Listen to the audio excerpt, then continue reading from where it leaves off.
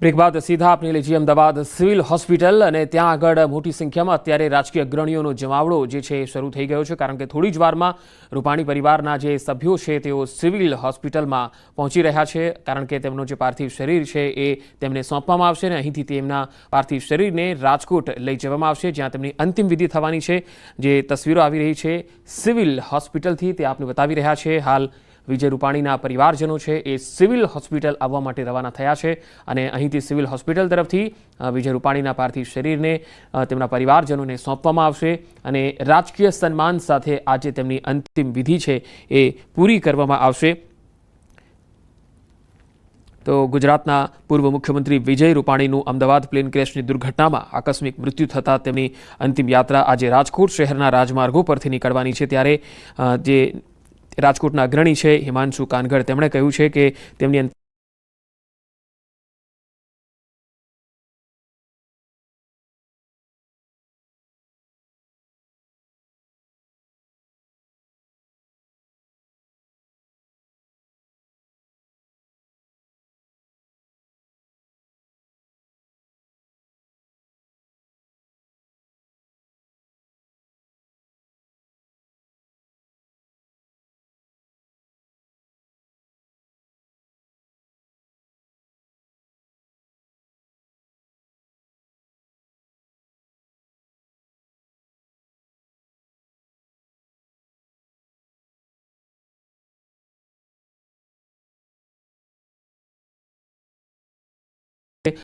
બાર જૂને જે ઘટના બની હતી અને લંડન જતું જે પ્લેન છે એ ક્રેશ થઈ ગયું અને તેમાં વિજય રૂપાણી જે છે તેમનું પણ મૃત્યુ થયું હતું, ત્યારે આ ઘટનાને લઈને આજે તેમના ગઈકાલે ડીએનએ મેચ થયા અને ત્યાર પછી આજે પરિવારજનોને તેમના પાર્થિવ શરીરને સુપ્રત કરવામાં આવશે અને રાજકીય સન્માન સાથે રાજકોટમાં આજે તેમની અંતિમ વિધિ થવાની છે।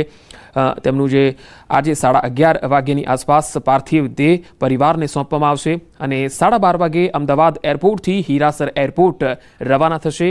બપોરે 2.5 કલાકે રાજકોટની ગ્રીનલેન્ડ ચોકડીએ પહોંચશે અને 4:30 વાગે નિર્મલા રોડ પરના નિવાસસ્થાને પહોંચશે। તો 4:30 થી 5 વાગ્યા દરમિયાન અંતિમ દર્શન માટે રાખવામાં આવશે અને 5 થી 6 વાગ્યા દરમિયાન અંતિમ યાત્રા નીકળશે।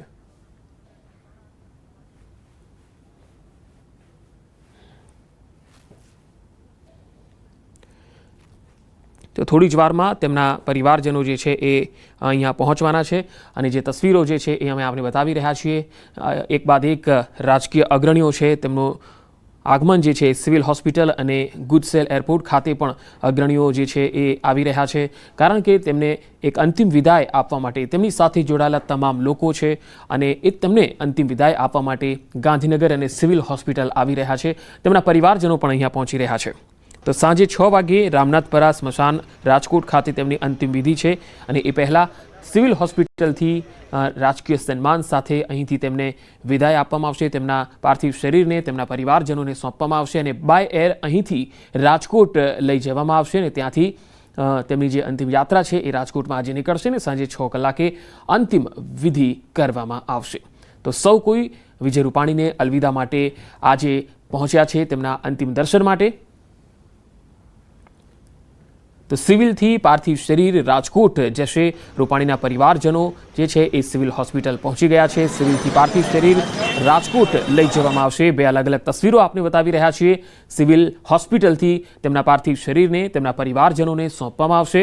રૂપાણીના પરિવારજનો અમદાવાદ સિવિલ હોસ્પિટલ ખાતે પહોંચી ચૂક્યા છે અને અહીંથી રાજકોટ લઈ જવામાં આવશે અને રાજકોટમાં લગભગ 2 કલાક જેટલી અંતિમ યાત્રા તેમની અહીંયા ચાલશે, કારણ કે રાજકોટમાં મોટી સંખ્યામાં સૌરાષ્ટ્રવાસીઓ પણ ઉમટ્યા છે જે તેમના અંતિમ દર્શન માટે રાજકોટ ખાતે આવી રહ્યા છે। તો એ અંતિમ યાત્રા જ્યારે નીકળશે ત્યારે તેમના જે સ્નેહીજનો છે તેઓ પણ તેમની રાહ જોઈ રહ્યા છે તેમને અંતિમ વિદાય આપવા માટે। ત્યારે લગભગ 2:30 વાગ્યાની આસપાસ રાજકોટની ગ્રીનલેન્ડ ચોકડીએ પહોંચશે। હાલ સિવિલ હોસ્પિટલથી સંવાદદાતા પ્રણવ પટેલ મારી સાથે જોડાયેલા છે। પ્રણવ, સિવિલ હોસ્પિટલમાં વિજય રૂપાણીના પરિવારજનો પહોંચ્યા છે। હાલ બીજા કયા કયા રાજકીય અગ્રણીઓ સિવિલ હોસ્પિટલમાં જોવા મળી રહ્યા છે?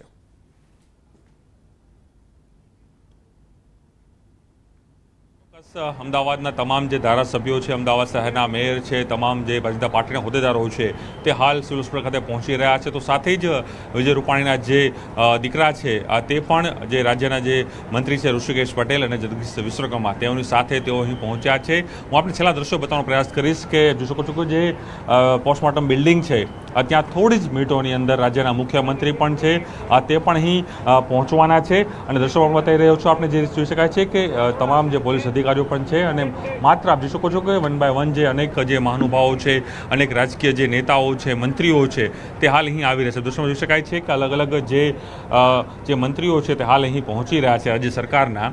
ઋષિકેશ પટેલ હોય, જગદીશ વિશ્વકર્મા છે સહિત અન્ય જે મંત્રીઓ છે, સાથે જ આપ જોઈ શકો છો કે રાજ્ય સરકારના જે અધિકારીઓ છે તે પણ હાલ અહીં પહોંચી રહ્યા છે. દ્રશ્યોમાં પણ જોવા મળી રહ્યું છે. અને થોડી મિનિટોમાં રાજ્યના મુખ્યમંત્રી પણ અહીં આવશે અને જે સ્વર્ગસ્થ વિજય રૂપાણી છે તેના પાર્થિવ દેહને છે તેઓ શ્રદ્ધાંજલિ આપશે, પુષ્પાંજલિ છે અહીં આપવાના છે.